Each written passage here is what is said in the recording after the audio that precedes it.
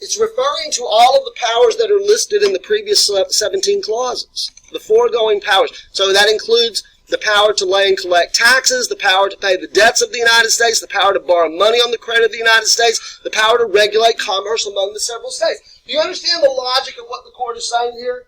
Under Article 1, Section A, Clause 3, Congress has the power to regulate commerce that's flowing across state lines.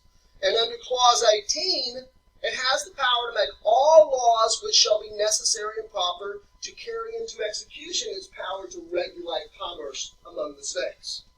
And that historically has included things, for example, like establishing minimum wage. Do we have a federal minimum wage law in this country? Yes, we do. We've had it for many decades. Okay, anybody know what the minimum wage is currently? Some people say it needs to go up. Time for it to go up. What is it? $7.25, but we've had a minimum wage in this country at least since the 1940s, if I remember correctly, right? So, do you find that anywhere in the Constitution? Do you find anywhere in the Constitution where it says Congress has the power to set a minimum wage? No, right? But it does have the power to regulate commerce, okay? And commerce is the result of work where people are paid wages, right? So if Congress has the power to regulate commerce, then it also has the power to make all laws which shall be necessary and proper to carry into execution its power to regulate commerce. And if that means establishing a minimum wage, that means establishing a minimum wage. In 2012, not that long ago, when the United States Supreme Court upheld Obamacare, the so-called individual mandate of Obamacare, you want to guess what provision of the Constitution they thought was relevant? Under what the Supreme Court said, the majority of the Supreme Court said that even though you don't, look, you can read the Constitution all day long if you want to. You're never going to find any specific language in there that says Congress has the authority to require individuals to have health care insurance. Nevertheless, a majority of the court said, yes, Congress does have the authority to require individuals to have health care insurance.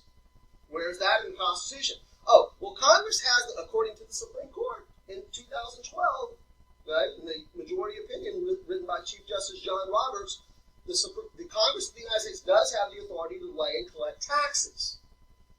And it also has the authority to make all laws which shall be necessary and proper to carry into execution its power to lay and collect taxes. And so the court saw this individual mandate as just being a feature of the tax code. In other words, what Congress is really doing in that so-called Obamacare legislation is requiring people to pay a tax penalty if they don't have health care insurance.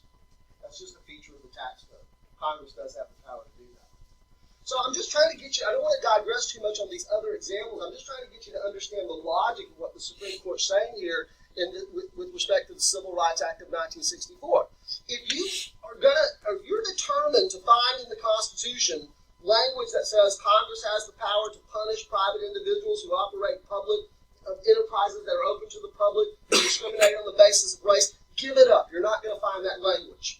But what you will find is language that says Congress has the power to regulate commerce among the states. And in addition to that, Congress has the power to make all laws which shall be necessary and proper to carry into execution its power to regulate commerce among the several states. Okay, does that make sense? Okay?